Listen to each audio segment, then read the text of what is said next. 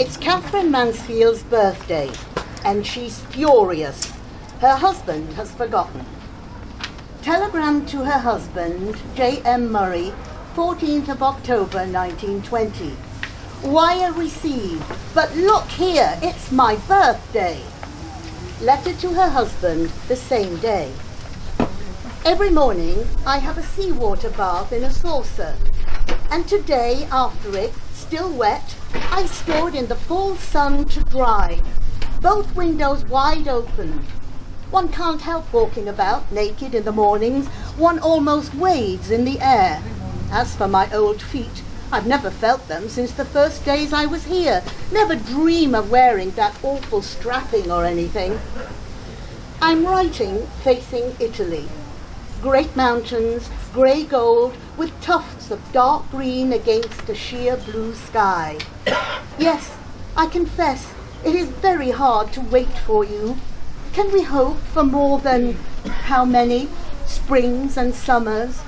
I don't want to miss one. Letter to her husband, 15th of October, 1920. My own darling, I confess, it was a bit of a jar yesterday to have no birthday. You know how silly I am about these things. Of course, I didn't expect to hear from anybody except you this year, as the children are in New Zealand. But I waited and waited for the post in my room, and then, when he did come, and the envelope was rather fat, it was a terrific relief. I thought you'd sent me a handkerchief, or perhaps a handmade poem. Oh, it was only enclosures after all. I was very glad to get them, of course, but all the same, it was a misty old day, and nobody said many happy returns. But when the telegraph man came, I was so relieved, I gave him 50 centimes. Then I found you really had forgotten. The first time since we've been together. And I did give you a nice one, didn't I, with that almond paste and all? I felt so désolée that I sent a wire after that myself. Wire received, but look here, it's my birthday, Tig.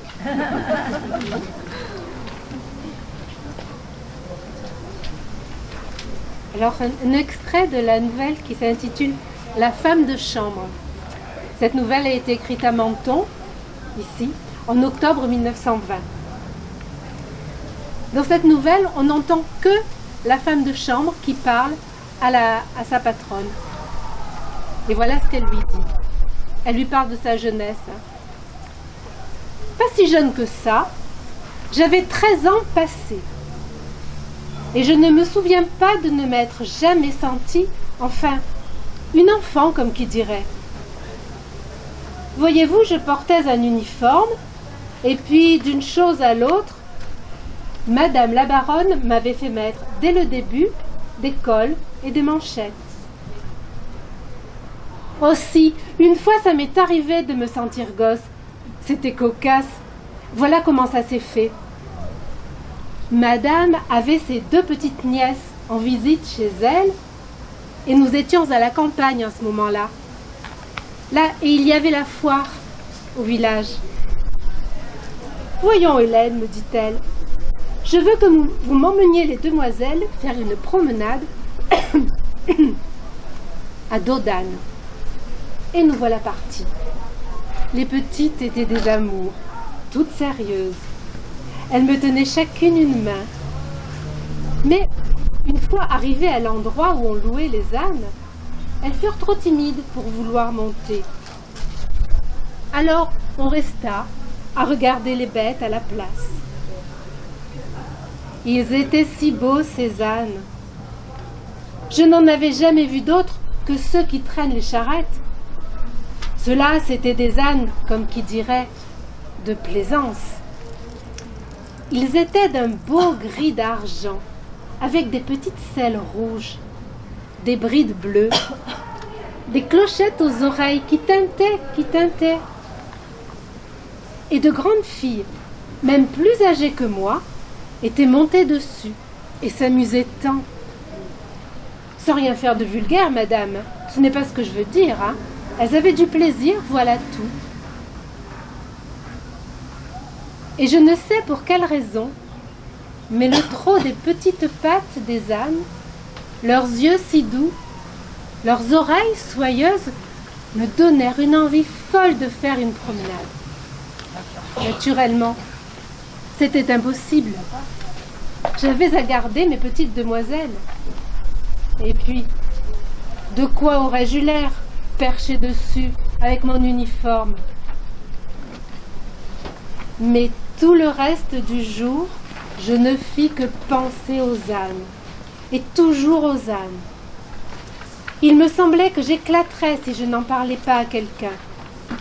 Et à qui le dire? Je n'avais personne. Mais quand je montais me coucher, je partageais la chambre avec Mrs. James, notre cuisinière à l'époque. Dès que la lumière fut éteinte, voilà qu'ils arrivèrent, mes ânes, avec leurs clochettes qui tintaient, et leurs mignonnes petites pattes, et leurs yeux tristes. Eh bien, madame, le croiriez-vous? J'attendis un grand moment, en faisant semblant d'être endormie. Et puis tout à coup, je me redressai et je criai aussi fort que je pus. Je voudrais tant aller à Anne. Je voudrais tant aller me promener comme ça. Vous comprenez, je ne pouvais pas m'empêcher de le dire. Et je pensais qu'on ne se moquerait pas de moi si on croyait que je parlais en rêve. C'était une belle ruse, n'est-ce pas? Tout à fait l'idée d'une petite sotte. Lettre à son mari le 21 octobre 1920. Ces gens sont vraiment curieux. Marie disait que le mimosa penche et prédisait naturellement. Espérons toujours que non, madame, mais qu'il allait tomber et nous écraser tous. When she described how the tree leant, she took the posture. She became a mimosa tree. Little black dress trimmed with crepe, white apron, grey hair, changed into a tree. And this was so intensely beautiful that it made me almost weep. It was art, you know. Poème en anglais et français. There is a solemn wind tonight that sings of solemn rain. The trees that have been quiet so long flutter and start again. The slender trees, the heavy trees, the fruit trees laden and proud, lift up their branches to the wind that cries to them so loud. The little bushes and the plants bow to the solemn sound, and every tiniest blade of grass shakes on the quiet ground. Voici ce soir un vent solennel. Voici ce soir un vent solennel qui chante une pluie solennelle. Les arbres qui se sont tus si longtemps palpitent et tressaillent à nouveau. Les arbres élancés, les arbres épais, les fruitiers chargés et fiers dressent leurs branches au vent qui de ses cris si forts les atteint. Les petits buissons et les plantes se courbent devant le bruit solennel et la moindre tige d'herbe tremble sur le sol silencieux.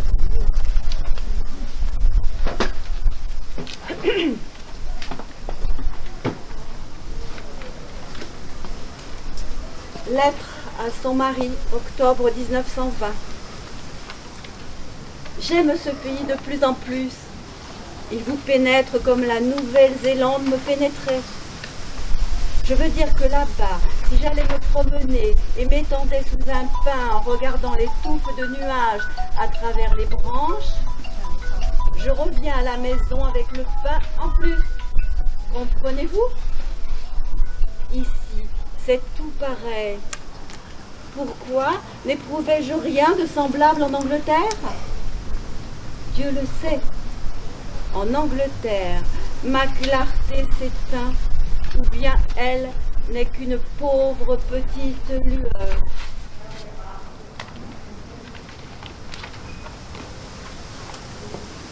Et maintenant, une nouvelle qui s'intitule La leçon de chant.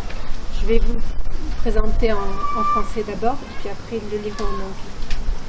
Cette nouvelle a été écrite à la villa Isolabelle, à Menton, en octobre 1920. Voilà un petit résumé de l'extrait que vous allez entendre en anglais. Miss Meadows, professeure de musique, arrive dans la salle de musique où les classes de 4e, 5e et 6e sont rassemblées. Cette jeune femme, professeure, d'habitude enthousiaste et attentionnée envers ses élèves, est aujourd'hui remplie de désespoir. Son fiancé, Basile, vient de lui envoyer une lettre pour lui annoncer qu'il ne veut plus l'épouser. Lorsqu'elle commence son cours, elle demande à ses élèves de chanter une lamentation. Chaque note est un soupir, un sanglot, un cri sourd d'affreuse désolation. Soudain, son cours est interrompu par une jeune élève qui vient annoncer que Miss Meadows est attendue dans le bureau de la directrice. Un télégramme est arrivé pour Miss Meadows. Elle imagine le pire. Basile est mort. Mais non, il lui écrit « Ne tenez pas compte de ma lettre, je devais être fou. » La directrice fait la remarque qu'elle n'approuve guère que ses professeurs se fassent expédier des télégrammes pendant les heures de cours, sauf dans les cas de très mauvaises nouvelles. Les bonnes nouvelles peuvent attendre. Miss Meadows retourne à sa classe et les chants des élèves reprennent alors avec chaleur, avec allégresse, avec ardeur.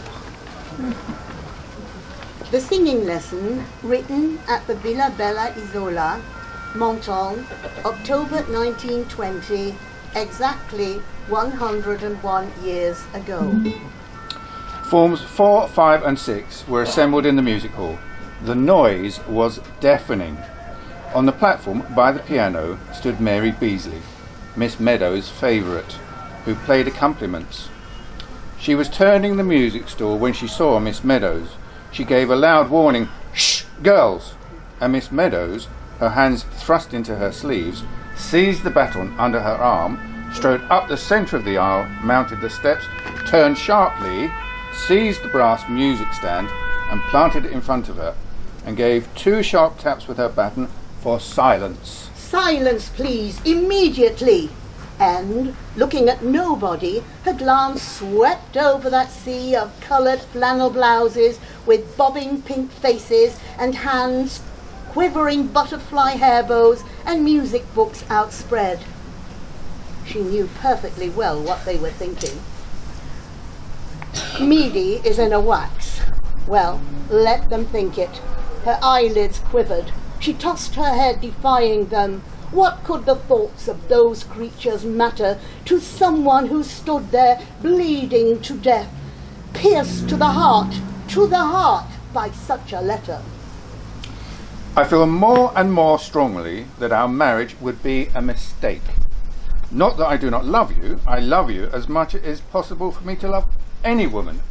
But truth to tell, I have come to the conclusion that I am not a marrying man, and the idea of settling down fills me with nothing but, and the word disgust was scratched out lightly and regret written over the top.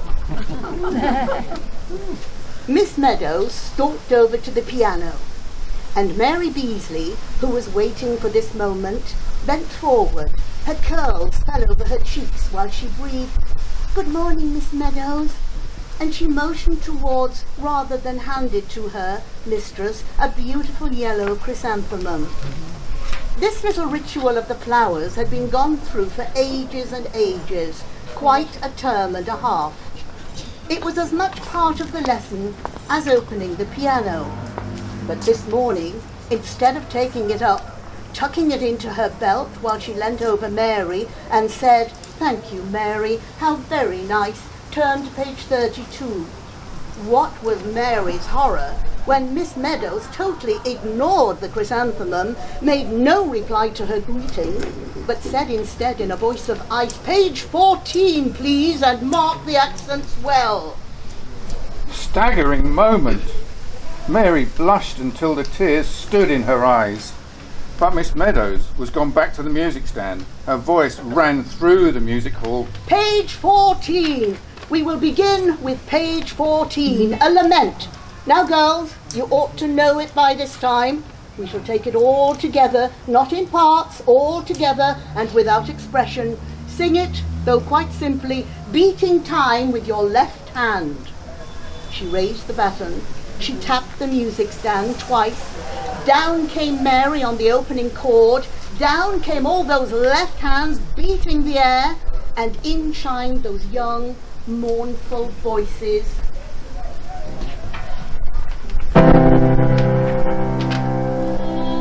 Fast, too fast, fade the roses of pleasure.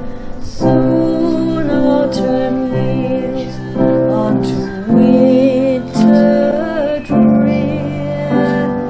Fleetly our music's gay measure passes away from the listening ear.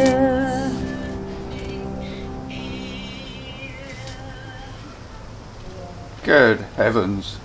What could be more tragic than that lament? Every note was a sigh, a sob, a groan of awful mourningfulness. Miss Meadows lifted her arms in the wide gown and began conducting with both hands. I feel more and more strongly that our marriage would be a mistake. She beat, and the voices cried, fleetingly, fleetly. What could have possessed him to write such a letter? It came out of nothing. His last letter had been all about a fumed oak bookcase he had bought for our books, and a natty little hall stand he had seen, a very neat affair with a carved owl on a bracket holding 3 hat brushes in its claws. How she had smiled at that! So like a man to think one needed 3 hat brushes. From the listening ear sang the voices. "Once again," said Miss Meadows, but this time in parts, still without expression. People had been surprised enough that she had got engaged. The science mistress would not believe it at first, but nobody had been as surprised as she. She was 30, Basil was 25. It had been a miracle, simply a miracle, to hear him say as they walked home from the church that very dark night, "You know, somehow or another I've become very fond of you." And he had taken hold of the end of her ostrich feather boa. Suddenly, the door opened. A little girl in blue walked fussily up the aisle, hanging her head, biting her lips and twisting the silver bangle on her red little wrist. She came up the steps and stood before Miss Meadows. "Well, Monica, what is it?" "Oh, if you please, Miss Meadows."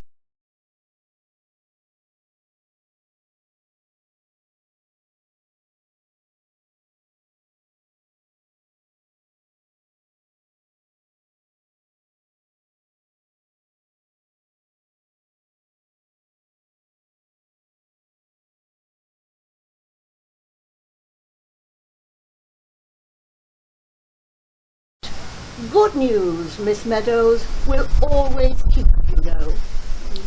On the wings of hope, of love, of joy, Miss Meadows sped back to the music hall, up the aisle, up the steps, over to the piano.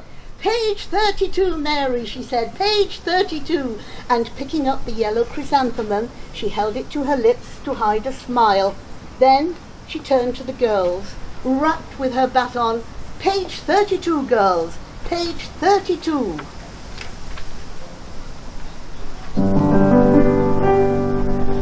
We come here today with flowers all laden, with baskets of fruit and ribbons to boot. Stop, said Miss Meadows. "This is awful. This is dreadful. And she beamed at her girls. What's the matter with you all? Think, girls, think of what you're singing. Use your imaginations. With flowers o'erladen, basket of fruit and ribbons to boot, and congratulate. Miss Meadows broke off. Don't look so doleful, girls. It ought to sound warm, joyful, eager. Congratulate. Once more, quickly, all together, now then. And this time, Miss Meadows' voice sounded over all the other voices, full, deep, glowing with expression.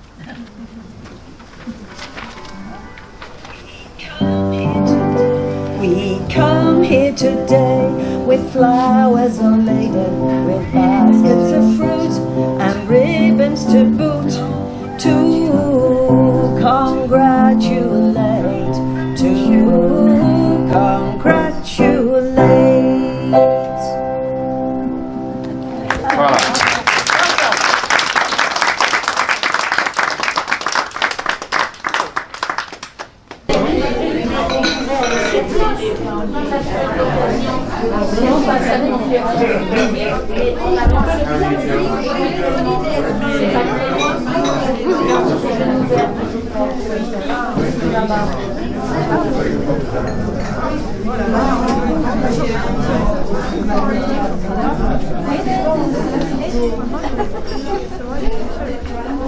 Come here.